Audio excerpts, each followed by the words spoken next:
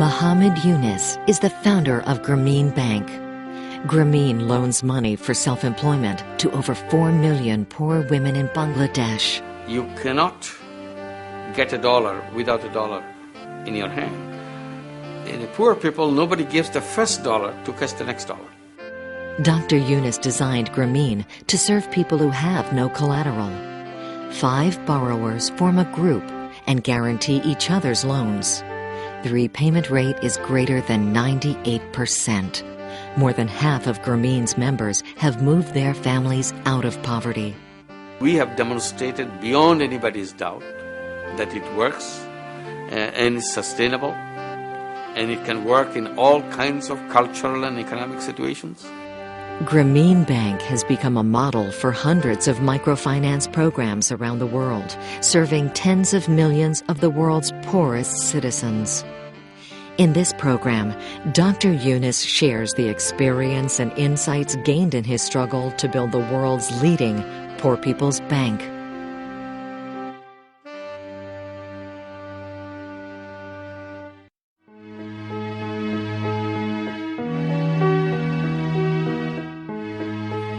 I was born in the middle of the Second World War. My father was a school dropout. He went up to about 8th grade in school. So he was a small jeweler. And we lived behind the shop that he was running. It's a little one-room place. Low-income neighborhood. My mother didn't go to school as much as my father did. She went up to 4th grade. But she always enjoyed reading books and reciting poems. So my actual education was with her. But gradually I took a lot of interest in whatever I was studying in the school. When the final exam for the primary school came, that was a public examination. And I was surprised when the result came out that I stood first in the whole municipality. Most of the thing that early years that I think had the most impression on me was the independence movement. And then came the real Independence Day in 1947 when India and Pakistan were created and 2 different countries emerged. It's a very exciting experience for all of us. In 7th grade, I joined the Boy Scouts. And then I was chosen to join the Pakistan Boy Scouts Jamboree in Karachi in 1952. So that was a very exciting experience for all the kids. There were about 200 plus kids from East Pakistan going to West Pakistan by train from here. At 10th grade, you matriculate. That's the end of your high school period. So I appeared in the matriculation exam in 1955. I was 15 at that time. And again, I got an opportunity to join another jamboree, the global jamboree, to be held in Niagara-on-the-Lake in Canada. So these kids, for us, coming from this tiny lane in one little room house to go to Canada was a very exciting experience. And in New York, we were received by the mayor of New York, with all these little kids from Pakistan. We were 27 in all. So this is a big exposure. And then we moved the same way, came to New York, took the ship back again to Plymouth in England. So we bought 3 microbuses, Volkswagen microbuses. And all the kids who were a little bit more senior than myself, they took the responsibility of driving these vehicles. And we drove through Europe, all the way to Pakistan.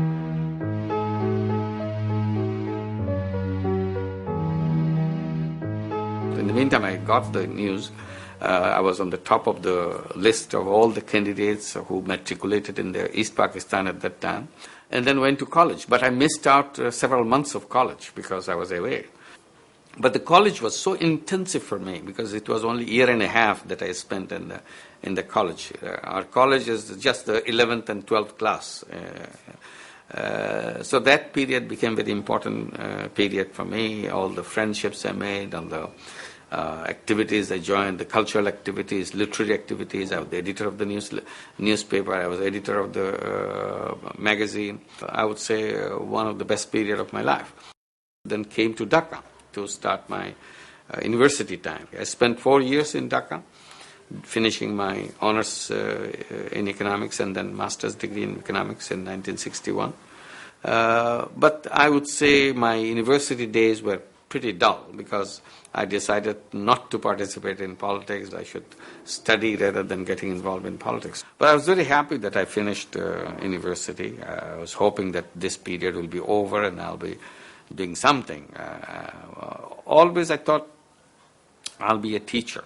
I did a little bit of research work as a research fellow in the university. Then I got the job of becoming a teacher, and I took that job and went to Chittagong. My posting was in Chittagong College, where I passed a few years back. So some of my friends are still there as students while I came there as a teacher.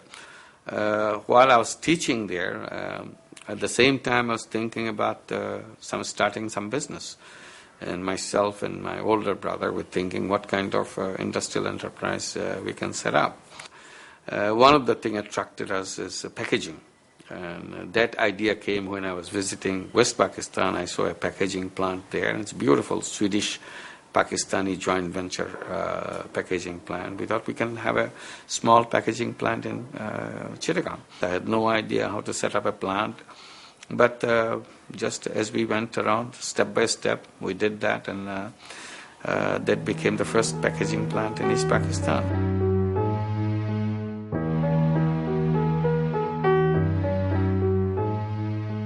And then in the meantime, I saw an advertisement in the newspaper that Fulbright scholarships will be given by USA, and they're asking for applications. So I applied. I thought, why not? Let me get a PhD degree. And so I got selected. And that took me to USA in 1965. The Fulbright Authority chose Vanderbilt University as the place where I should go. One thing I can, in general, say, which enjoyed it very much, quote unquote freedom. Let's say, you are free, you can talk, you can exchange whatever way you feel. You are not afraid of anybody. So that part I liked. At the same time, the paradox of all this is also something made me very sad.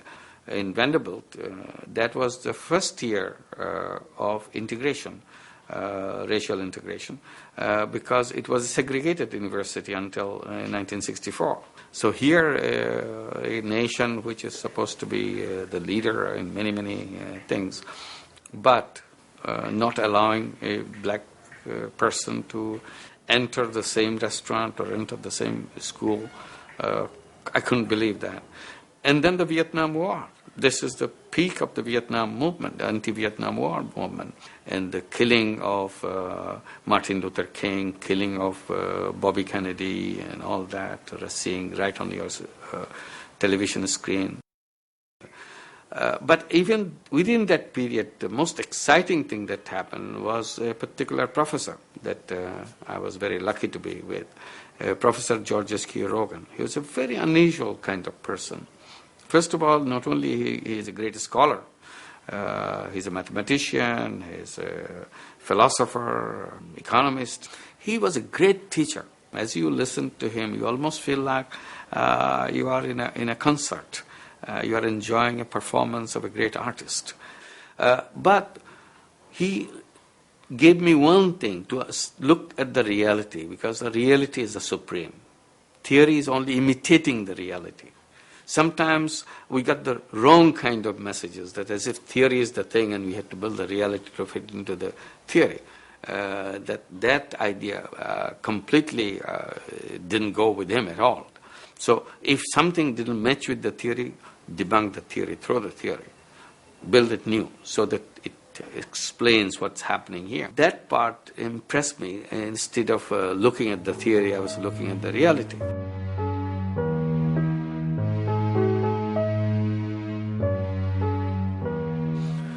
During the stay in the USA, the liberation war broke out in Bangladesh. Suddenly, Pakistani army started attacking civilians in East Pakistan, and East Pakistan rebelled and declared itself independent. And immediately after listening to the news on the radio, several people, Bangladeshis we were 6 of us in Nashville, we gathered together and declared ourselves as citizens of new country, Bangladesh. Within minutes we did that. I joined the movement and I became the secretary of the group and went to Washington to participate in the demonstration to stop the military aid to Pakistan, which aid was being used against the civilians of East Pakistan. So this became a full-time work for me. I was running around all over the United States, organizing teachings. At that time, this word was a very popular word in the early 70s and late 60s. Teachings. At the end of 1971, Bangladesh became independent country, finally, on 16th of December. The next question that came to my mind, what do I do? I decided that immediately I should go back. It was very difficult country at that time because all the roads are gone, bridges are gone, so you practically start from new. Many villages were burned down by the Pakistani army. Many professors were killed by the Pakistani army. So I was looking for a teaching job and I got the job at Chittagong University. I went there and started with the full vigor to build up the department. It's a new university, new department, and immediately I thought students should become familiar with the reality of their life because our students are usually textbook-oriented students. This is how educational environment of Bangladesh is. So I thought, no, we should make a departure. We should let them understand what the reality around them and how reality and the theory has to work together. So since the university is located right among the villages, I asked them to get them involved in doing some survey and understanding how people live there, what kind of people there, what are their problems, and so on. So it was a very exciting thing for me because it's a discovery for me too. I never did that myself as a student. And then came 1974. And in 1974, we had a terrible famine in Bangladesh. And you can see the famine everywhere. You come on the streets, people are dying of hunger. And in the beginning, you see one, you see two, and so maybe this is an exception, maybe something wrong. But gradually, number keeps increasing. But nobody says it publicly, that there is a famine in the country.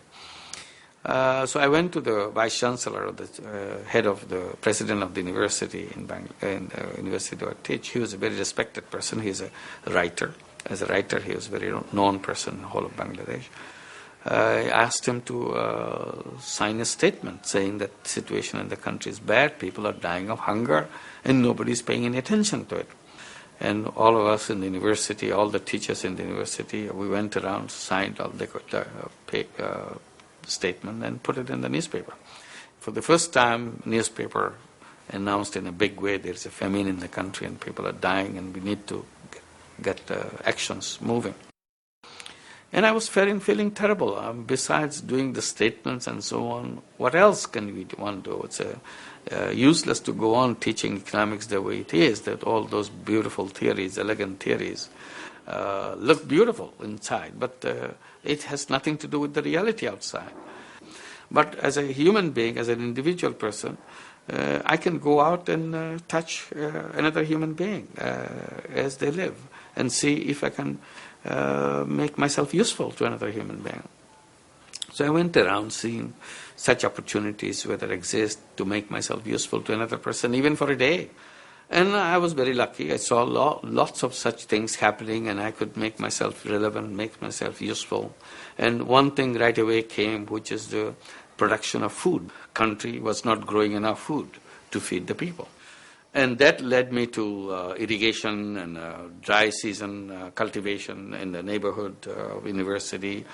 Why land should remain empty, fallow, while the university is sitting right next to it. If the university symbolized the wisdom, all the accumulated knowledge of the whole world, that's what the university is supposed to be. Why shouldn't that wisdom spill over to the neighbor's field?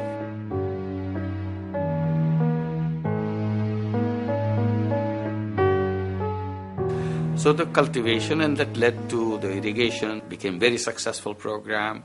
lots of food being produced in a season where no food was produced before. So I was very happy. But at the same time, I saw how poor people didn't benefit from it. So landowners, the cultivators, and they benefited from this extra rice, but not the poor. So this became one of the concerns that I couldn't address. And as I go around my daily round, I saw one woman, extremely poor, sitting in front of a little broken down hut, making bamboo stools, beautiful bamboo stools. So I said, let's go and talk to her. So we went there, and she was very shy. She ran away. And finally we got into talking, asking how much money she makes. So she told me that she makes only 2 cents a day. I couldn't believe why she makes 2 cents a day for making that. And I said, why can't you sell it to a higher price? I said, I can't sell it to anybody because I have to sell it to this person. I said, why? Because I borrowed money from him. Why did you borrow? Because I didn't have the bamboo, which goes into these bamboo stools. So in order to buy the bamboo, I need the money. So I had to borrow from the trader, and he lent me the money with the condition that I must sell my bamboo stools to him only, and he decides the price. I have no control over the price. Can you get more price if you sell it outside? Of course I can get more price if I sell outside, but I can't, because I am promise bound to sell it to him at the price that he gives me, and otherwise he will not give me the money, and I can't do anything. So I realized that by borrowing money, she has become a slave labor to that person. Next day I decided to go around and see if there are more people like her. When my list was complete, I had 42 names on that list, and the total money they borrowed was $27. And I was shocked. This I never realized that could happen anywhere. People are suffering not for millions of dollars or billions of dollars, for a few pennies. And there's nothing anybody has done to get rid of this situation. So my first feeling is, why don't I give this money to the people here to repay the money lenders so that they can become free, which is a very simple thing to do. $27, you free 42 people right away. So I did exactly that. Asked them to give me back whenever they have money to pay back. Then something happened. The excitement that created in those people hooked me on. They thought this was a kind of a miracle that happened, because they couldn't think anybody could come up and do such thing. So they looked up to me as if I have done a great thing. I said, all I did is a few dollars worth of money, that's all. Then another thought came to my mind. The thought is a very simple one. If you can make so many people so happy with such a small amount of money, why shouldn't you do more of it?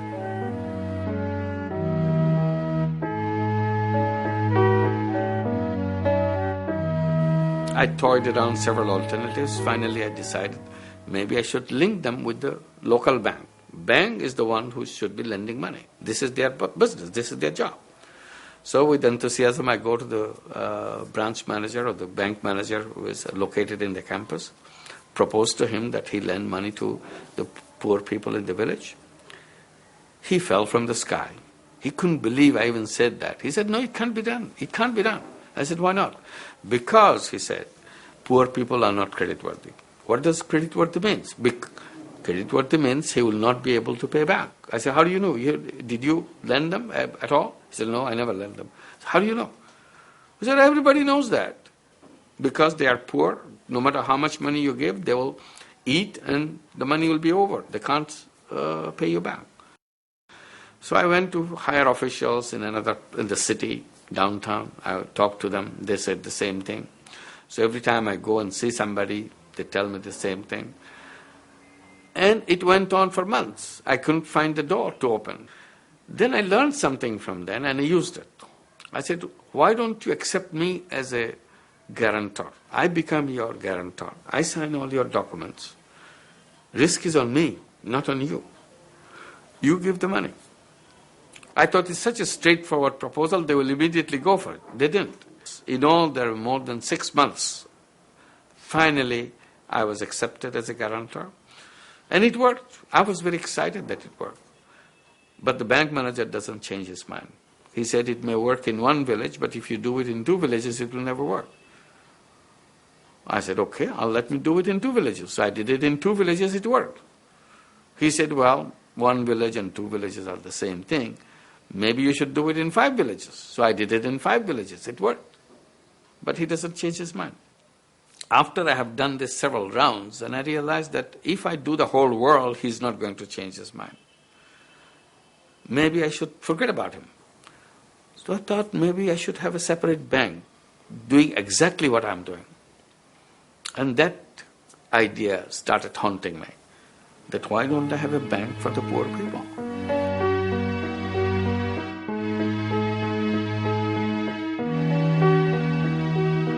I was invited to a conference in Dhaka in 1978, and one banker challenged me in the conference, if you're so sure it can be done, why don't you do it over a whole district, not just few villages around the university campus? In the university campus, you have some advantage. Your professors, your teachers are making sure that everybody pays back. But I immediately said, of course I'll do it. If you promise that after I do it over a district successfully, you'll take it up and do it nationwide. They agreed, but they chose the district Tangail. I didn't know anything about Tangail. I never visited Tangail in my life. And then Tangail, I found out after I arrived in Tangail in 1979, there's a whole armed guerrillas working within Tangail. This is the remnants coming from the radical movements from the liberation war, going into the villages and killing village leaders and bringing radical communism and so on. That's what they believed in. But gradually what I started seeing, they were fighting among themselves. And some of them wanted to find jobs with us. So we recruited many of these, and only condition we put, you are welcome to come and work with us, but you must leave the guns. You cannot bring your rifles and ammunitions with you. So young people left that and started joining up. So Tangail becoming more and more now a reasonable place to work. And it is working beautifully. And we are very happy. But the bankers were not changing their minds. So they after 2 years, they raised this question. But Tangail is a small district. Maybe your presence made all the difference. Then I said, if my presence made all the difference, then why don't we take remote districts far away from Tangail? Reluctantly they agreed, and it worked too. But I see no way banks are going to support that. This is the time then I raised the question, maybe I should become a separate bank. So we went for institutionalization. That for me was very important thing. If we didn't become an institution, remained spread out with different projects with different banks, probably it will soon forgotten, removed, finished. Anyway, it took me another 2 years. Finally, lucky of me, some strange coincidences, we got it done. Government approved that. And I was insisting that not only I need the permission, I need a separate law. Because my understanding of the situation was, if we are created under the existing banking law, sooner or later, whatever I'm doing will gradually become the same old bank. Because the law is a mold which will mold it in the same image of the existing bank. But lucky of me, government accepted that. I drafted the law in collaboration with the lawyers in the country and gave it a shape, and government adopted it as a law. And then we became a bank in 1983, in October. So this is how Grameen Bank was born.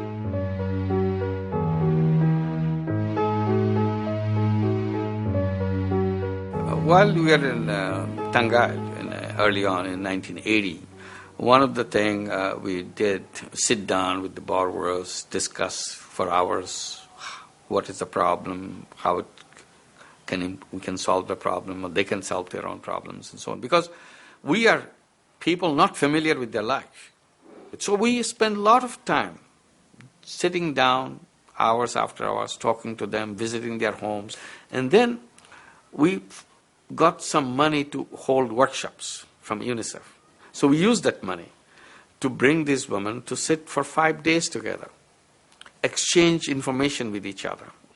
And then we opened the subject, what they would like to do now that they are having money and what are their priorities, what they would like to happen. And then gradually we got into a lot of ideas.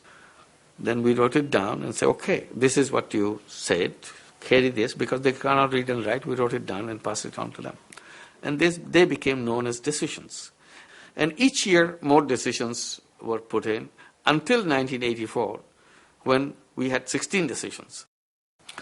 The 16 decisions, the decisions are like that we shall grow vegetables all year round and eat plenty of it and sell the surplus.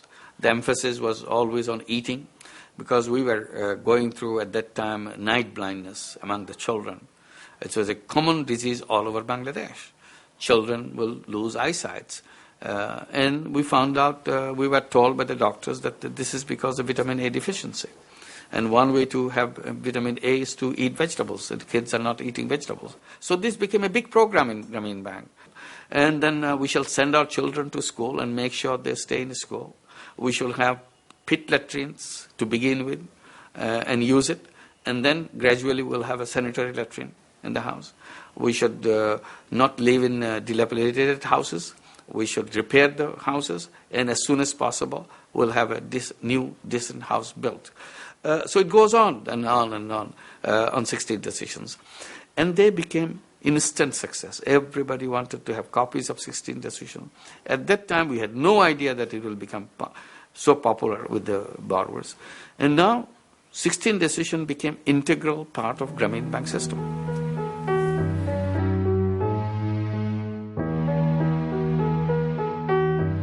Most of the poor people's houses, particularly in Tangail, when we began, were made of jute sticks. Jute stick is a very brittle, fragile stick, cheapest material you can get. Imagine the monsoon rain, it's all mud inside. Imagine the winter, the cold.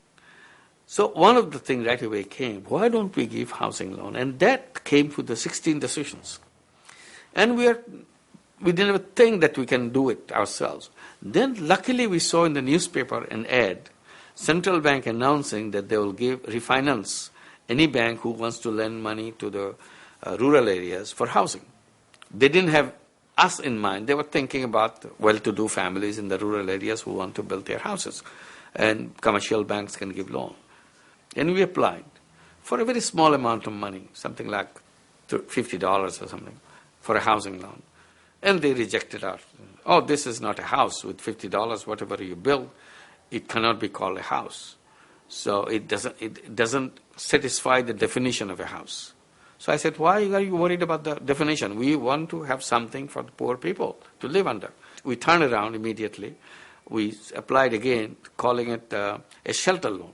So no, why should you give a shelter loan? You should be giving what you do, giving income generating loan. Shelter loan is a consumption loan. Then we quickly changed the application, gave it another. Said we want to give a loan for factory loan. And why is the factory? The factory because here our borrowers are women, they work at home, so their home is their factory. They immediately rejected. They thought we were just pulling their legs. And all three applications are rejected. We don't have the money to give. So I decided to go to see the governor of the central bank. I said, look, we need only small amount of money. That's all. Even your one big conference spends much more money than what we are asking for. And then you have lots of research money. Why don't you take it as a research? Maybe it's working, maybe it doesn't work. Something clicked in his mind. He said, okay, I'll give you some money. So we borrowed from the central bank with the blessing from the governor of the central bank and started the housing loan program. And it worked. Immediately it became the hottest item because it's such an important thing. We required the women or the borrowers when they ask for a housing loan that they must show that the land is owned by them. But women, most of our borrowers are women, they don't have that title of the land because they live in their husband's house. So we said, well, one way, if you are looking for a housing loan, if you want to build a house, convince your husband to hand over the title to you. In the beginning, everybody resisted, the husbands didn't want to do that. But the desperation was so much. Some of the husbands said, okay, why not? And that cured one of the problems that we have in Bangladesh, particularly divorce. Husband divorce their wives very quickly, and it's very easy to divorce because all that a husband is required to do is to say, I divorce you 3 times, and it's done. So wife has to pack up and go home, go to her parents' home, because she doesn't belong to this home anymore. So now after this house is built, husband doesn't say that as quickly, because if he divorces his wife, he's the one who has to leave this house because the house belongs to the wife. Today we have over 600,000 houses built with Grameen Bank money, with Grameen Bank loan. And all these houses are owned by the women who built this house.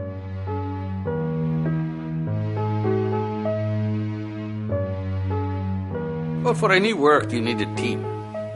If you play a game, you need a team. If you go in business, you need a team. So you have to build a team. That's very important. And I talked to my colleagues, my staff in Grameen Bank, and explain, Grameen Bank is you. What you do is called Grameen Bank. It's not what I do is called Grameen Bank. I shuffle papers in the head office, write letters and so on. But you do the work.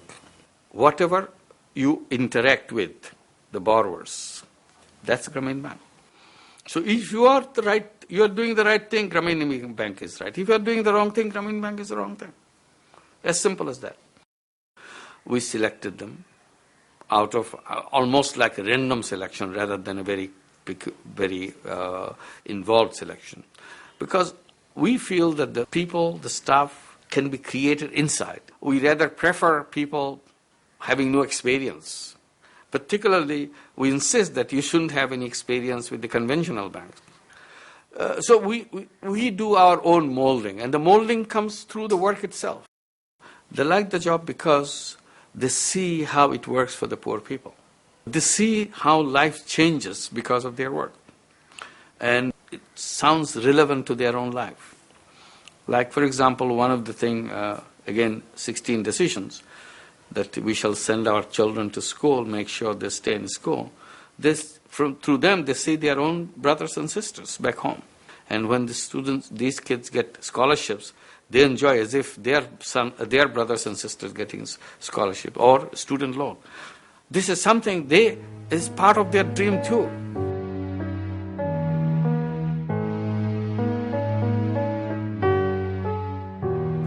Grameen Bank runs with the system of groups, 5 people together, elect their chairperson, elect their secretary. So this is the first time they get the exposure, how to occupy a kind of a public office. When election time came, national election, political election in the country, we encouraged them to go and vote because votes are important. Your views should be heard. But in the beginning, they were very reluctant. They said, what is the use? They are all thugs. They are all crooks. Why should we go and waste our time voting for them? So we explained to them that if we don't vote, then the worst of the crooks will get elected. So we have a choice. We can at least find the least of the crooks or least of the thugs. And that immediately they understood that yes, that we can do. And they got very energized. From then on, they're participating in the election process. But we didn't realize that will spill over to something else. Once they got into the voting, they realized how much political power they have because all the candidates started campaigning for themselves, waiting in their center meetings to give a chance to speak for 5 minutes, even the top leaders, because they're big voting blocks. When the local election time started coming, they became candidates themselves. And their explanation is, why should we go and look for the least of the crooks? We are good people. So why don't we become candidates? So in the 97 election, there's a tremendous amount of support for the Grameen members getting elected by the Grameen members. We started out few hundred elected positions 5 years back, and then 2,000. And last year, there was a local level elections. And the total number of elected officials in the local body is 12,000. Out of that, 3,000 plus is from Grameen borrowers.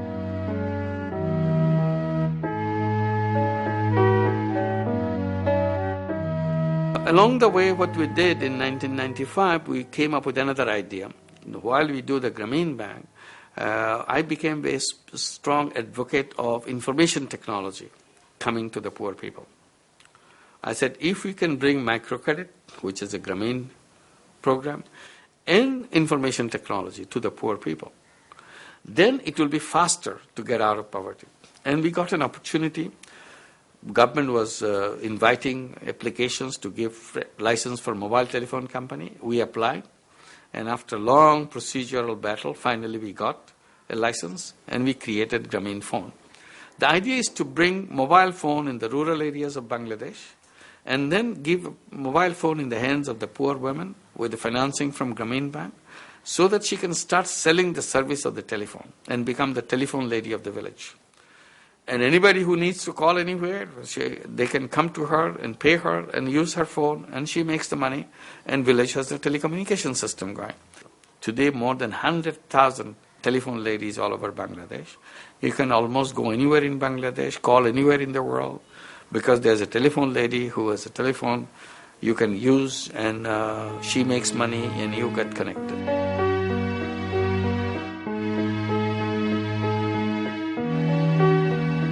Bits and pieces came, different kind of amendments in our system, tiny bits and pieces altogether.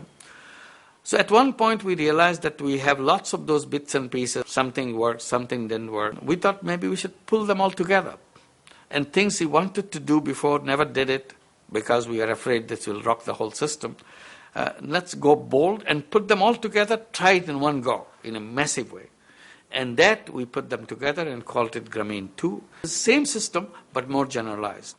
Grameen system, at the beginning, we were very worried if we make it complicated, people will not understand, they do not read and write and so on. So we made it very simple. So all our loans were for 1 year. And it's all paid in equal installment over a period of 1 year, 52 weeks. So that's how we work. Now we realize that people are mature, so we changed that. We said loan could be for any period. It could be shorter than a year, it could be longer than a year, it could be several years, it could be several months, and made the installments, for example, also variable. Instead of having same amount every week, we said it could be more, it could be less, and so on. But for individual persons, already there are many members who have spent 10 years or more with Grameen Bank, are capable of handling bigger size of money. So in Grameen 2, we have another stream working where you can borrow larger amounts. The largest loan will be over $10,000, one single loan. And we added few more savings product like pension fund. So we gave this attractive proposal, and that if you put some money along the way, each week a small amount over a period of 10 years, whatever money you have put in over a period of 10 years, you get almost double that money. This was a very attractive proposition for them to accumulate money. So this is in total what is known as Grameen 2. Grameen Bank today has come a long way. Member-wise, we have just crossed the 4 million mark. The reason it can happen so fast, unlike Grameen 1, because our insistence in Grameen 2, the money should come from the same locality. So don't look at us as a supplier of your money. Today, almost all branches are profitable because they focus on their money and they don't have to borrow and pay interest on the borrowed money to head office. They take the local deposits, pay the interest on their deposits, and lend it out to the borrowers and make money. So that way, expansion became very simple. We don't want to bring the money to the Dhaka at the head office because we could only invest the money in Dhaka city. And we are always opposed to mobilizing savings in the rural areas, passing on to the metropolitan area, and metropolitan area making use of that money. I said this is drying up the rural areas. So we said we are not interested in the money coming to the city, but you find opportunities to make the investment right there. So that's why more branches are being opened. For the first time in Grameen Bank, the amount of deposit has exceeded the amount of loan outstanding.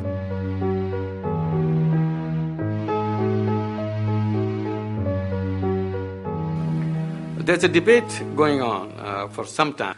The debate is Microcredit is a wonderful idea. But it works only for the top layer of the poor people. It doesn't work for the middle level. It doesn't work for the bottom level.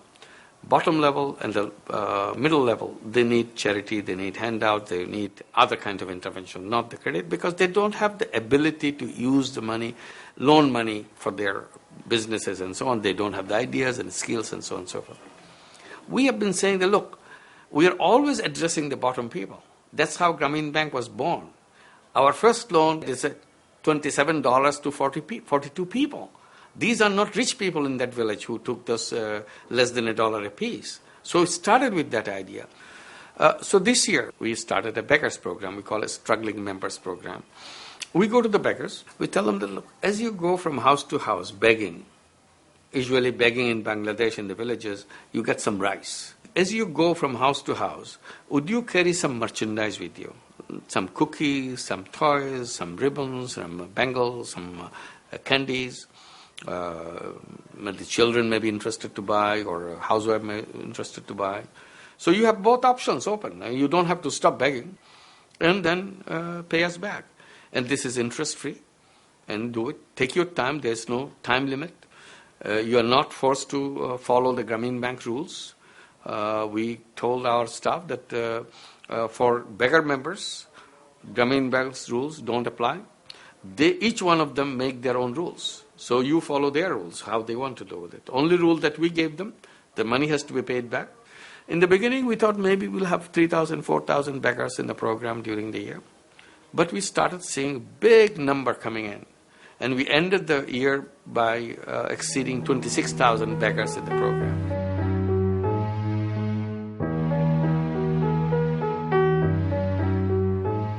The advice is very simple. Just look at the issue first. What is it that you are addressing? Unless you are clear about the issue itself, you cannot design anything that you may be a very warm-hearted person, you are very kind, you want to do good things.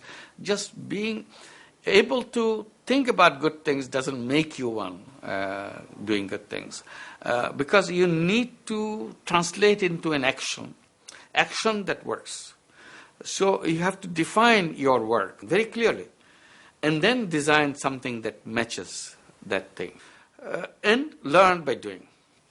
The first cut that you will have in your program is not the ultimate. This is just to get you going. And then you notice which was working, just like you build a machine.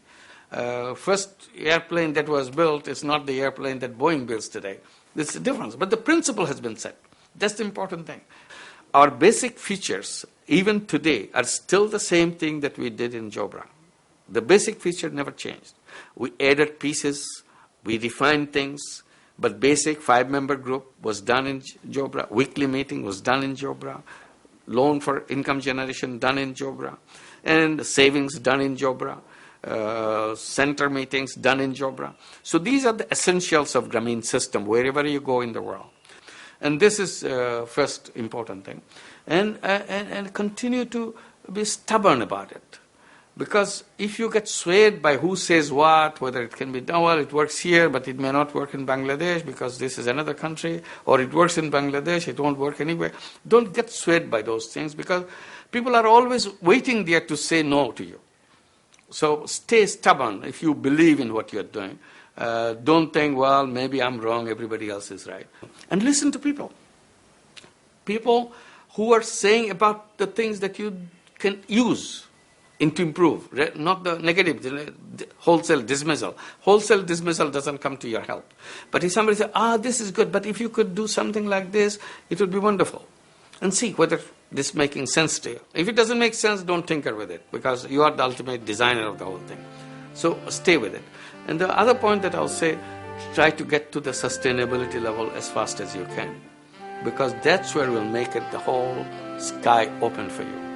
Because if it is sustainable, meaning that you can turn it into a kind of a business proposition, business in a non-loss sense, that you're not losing money, it covers its own cost, that's a tremendous strength. As long as you remain dependent on somebody else for financing, you are limited.